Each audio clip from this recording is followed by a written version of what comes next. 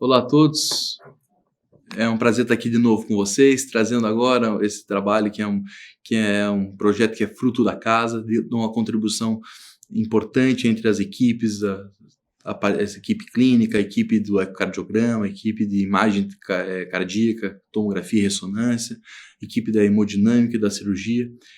Meu nome é Pedro Nix, eu sou médico assistente do... Cara, vamos começar de novo, peraí. Pulei. Respira. Vai. Simbora? Certo? Vai. Vamos lá então. 3, 2, 1, gravando. Olá a todos, meu nome é Pedro Nix, eu sou médico do assistente do Serviço de Hemodinâmica aqui do INCOR e do Grupo de Intervenção Cardíaca Estrutural, e é uma honra trazer para vocês esse projeto que é o fruto aqui da casa, de uma contribuição imensa entre os grupos da equipe, entre a equipe clínica, a equipe do ecocardiograma, a equipe da imagem cardíaca, tomografia e ressonância, hemodinâmica e cirurgia cardíaca. Esse projeto é um projeto que foi desenhado para que a gente pudesse tratar pacientes com doença renal crônica, fazendo o procedimento TAV sem contraste. Então eu trago para vocês os resultados da primeira fase, da fase piloto, e esse projeto foi apresentado nos congressos esse ano, no TVT, Congresso de Cardiopatia Estrutural Americano, e também na SOCESP, congresso no qual esse trabalho foi premiado como o melhor tema livre. Então, essa é a estratégia de implante transcatéter de bioprótese valvar aórtica, TAV, sem a utilização de contraste iodado em portadores de doença renal crônica, é o Evolute Zero CKD, fase piloto. Como contexto, a gente sabe que a insuficiência renal aguda é frequentemente observada após TAV, com as taxas variando entre 3% e 50%, dependendo da definição utilizada. E a gente sabe que dos dados do registro brasileiro, que a incidência foi em torno de 18%, com 4,5% dos pacientes necessitando de diálise. A gente sabe também que os pacientes que evoluem com insuficiência renal aguda apresentam piores desfechos, com um aumento de 3 vezes na mortalidade cardíaca e por todas as causas. A insuficiência renal aguda está relacionada ao volume de contraste utilizado e à presença de comorbidades. Portanto, evitar o uso de contraste iodado em pacientes que vão ser submetidos a TAV, especialmente portadores de doença renal crônica, é preferível, é indicado. Em relação aos objetivos, os objetivos desse estudo é avaliar se há execuibilidade, se é possível fazer esse procedimento de forma segura, utilizando uma estratégia zero contraste para pacientes portadores de doença renal crônica. E definir o papel de cada procedimento, cada método de imagem na avaliação pré-operatória da TAV e mesmo no procedimento, e também avaliar e ter a nossa incidência de insuficiência renal pós-TAV nessa população. Esse é um estudo prospectivo de braço único, aberto, que foi feito para fazer o planejamento e o procedimento utilizando essa nova estratégia completa, zero contraste. Esse estudo vem sendo realizado aqui no INCOR e é patrocinado pela Medtronic. Então, foram desenhadas aqui 2 etapas. A primeira fase, uma fase piloto, que a gente avalia especialmente a segurança desses pacientes, que, afinal, hoje em dia, a TAV é um procedimento muito seguro, a gente não pode expor os nossos pacientes a um risco adicional, e para isso foram selecionados pacientes com uma taxa de filtração glomerular abaixo de 60 mililitros por minuto por área de superfície corpórea, para avaliar o conceito. E depois disso, pacientes com doença renal crônica mais avançada serão tratados de forma com uma estratégia totalmente zero contraste. Os critérios de inclusão são pacientes portadores de estenose aórticas importantes, sintomáticas, avaliado pelo Heart Team e optado por TAV, e que apresentem doença renal crônica no estágio acima de 3A, maior ou igual a 3A. E os critérios de exclusão é doença valvar aórtica com implante de prótese em posição aórtica, doença mitral importante, ou seja, sai aqui os pacientes que são valve-in-valve, que seriam submetidos a valve-in-valve aórtica, e os pacientes que apresentam doença mitral importante. Também excluímos aqui pacientes com angioplastias realizadas ou planejadas 30 dias antes ou após o procedimento e AVCs nos últimos 2 meses.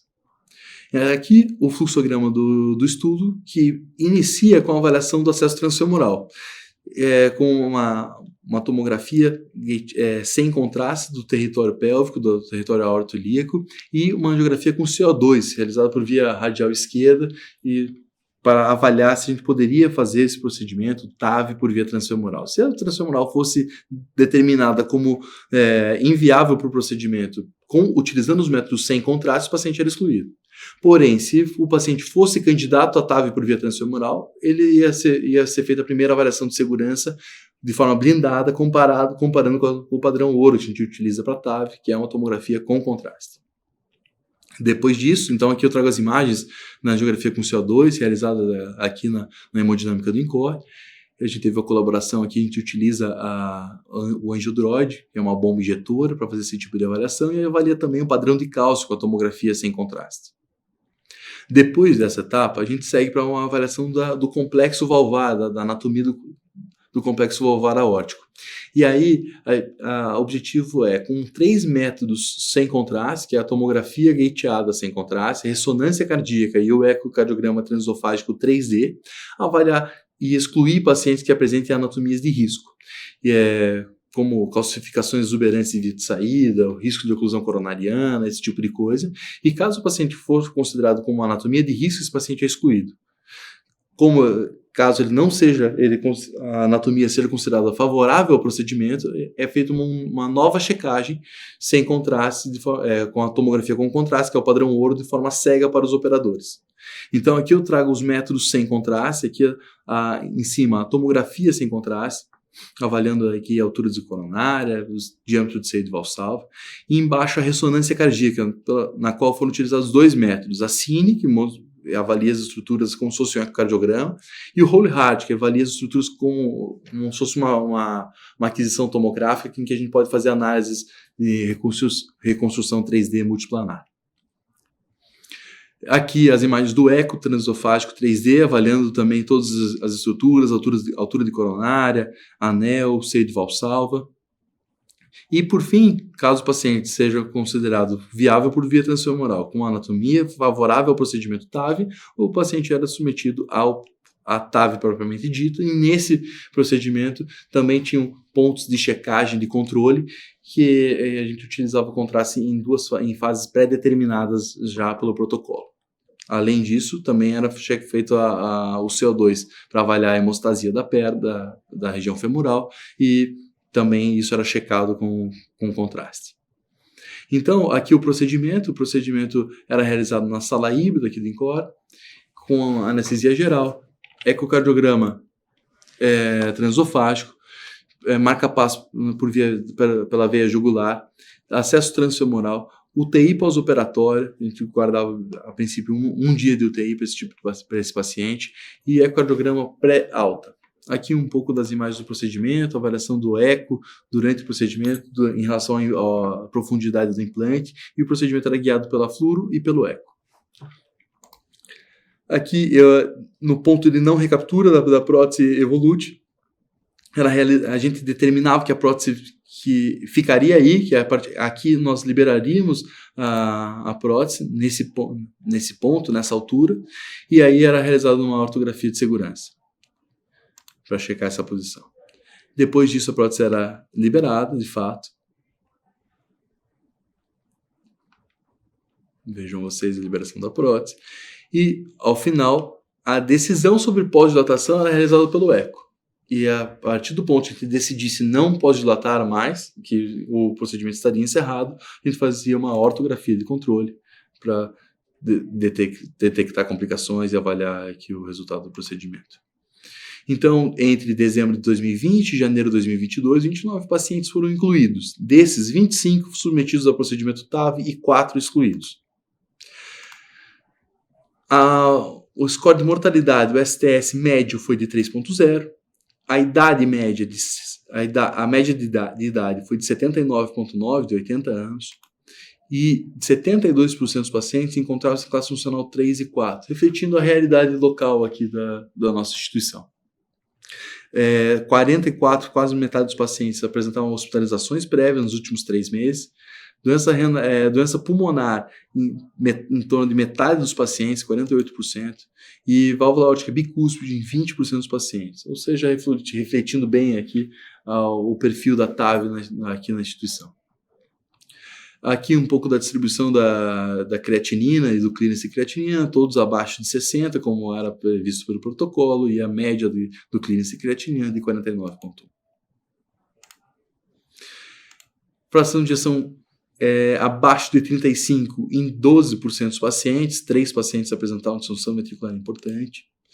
PSAP, uma média de 34, mostrando já uma gravidade maior dos casos que se apresentavam por protocolo. Insuficiência aórtica em 16% dos pacientes. E aqui os resultados da avaliação pré, com os diferentes tipos de método, e essa é uma situação muito interessante a gente entender, que a gente percebe que o ecocardiograma e a tomografia, por exemplo, avaliou a altura das coronárias menor do que a tomografia, que é o padrão que a gente utiliza na avaliação pré-TAV. Ou seja, ele conseguiu fazer uma avaliação que mantinha a segurança, quando a gente percebia que a gente tinha uma altura suficiente para fazer a TAV, provavelmente a tomografia tinha uma altura maior do que isso ainda. O anel, os métodos sobreestimaram um pouco o tamanho do anel, e o seio de Valsalva, 2 métodos sobreestimaram e 2 métodos subestimaram. Esse tipo de análise vem sendo feito para a publicação que virá a seguir, e esses são dados muito importantes, muito interessantes de a gente avaliar e comparar os métodos aqui. A prótese implantada mais comum foi a Evolute R, em torno de 80%, mas já contemplou também 5 procedimentos com Evolute Pro. A prótese mais implantada foi o número 29.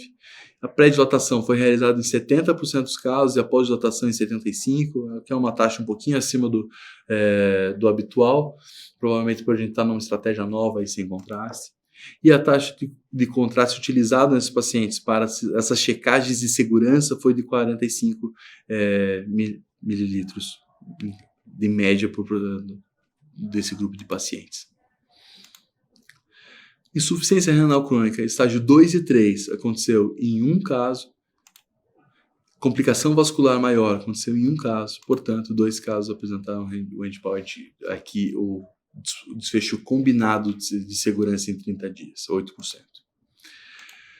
Quando a gente avalia a taxa de marca-passo, foi 17%, lembrando que 17% é a taxa do Evolute Low Risk, então, de acordo aí com a literatura, lógico que existem técnicas com esse tipo de prótese para tentar reduzir ainda mais a taxa de marca-passo, mas a taxa desse estudo, desse grupo de pacientes, é muito comparável com a literatura publicada até então. E não houve nenhum óbito nesses 25 casos.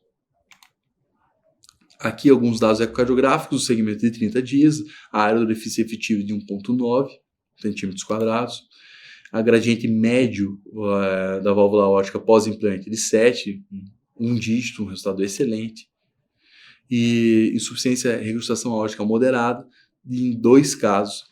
Lembrando que 80% dos casos foi feitos com a prótese Evolute R, que é a geração anterior, e ainda tem uma complexidade anatômica bem importante nesses casos, aí, incluindo casos com calcificação importante, válvula bicúspide, uma situação de uma anatomia bem complexa do dia a dia aí, que a gente encontra aqui na instituição. Classe funcional, em 30 dias, de 24 pacientes, todos exceto um apresentavam classe funcional 1 ou 2. Como a gente vem fazendo atualmente, a maioria dos pacientes usando SAPT após a alta, né, usando uma única droga antiplaquetária. E como conclusão, a gente traz que o estudo proposto para realizar TAV como estratégia zero contraste em pacientes portadores de doença renal crônica foi seguro, com resultados promissores e uma taxa similar de sucesso e complicações quando comparado com as TAVs, com a estratégia habitual. E a gente espera que a fase zero contraste possa consolidar aí essa estratégia, utilizando esse tipo de prótese autoexpansível como uma estratégia principal para realizar TAV em pacientes que apresentam doença renal crônica avançada, e evitando assim as complicações como insuficiência renal aguda e o que advém desse tipo de complicação. Então, em nome do INCOR, eu gostaria de agradecer de novo a todas as equipes, a contribuição de várias mãos aqui que realizam esse projeto na instituição, de forma de uma colaboração muito efetiva, muito gostosa de trabalhar aqui na casa. Eu agradeço em nome de todo o grupo aí do TAV Zero Contraste, da Intervenção Cardíaca Estrutural. Muito obrigado.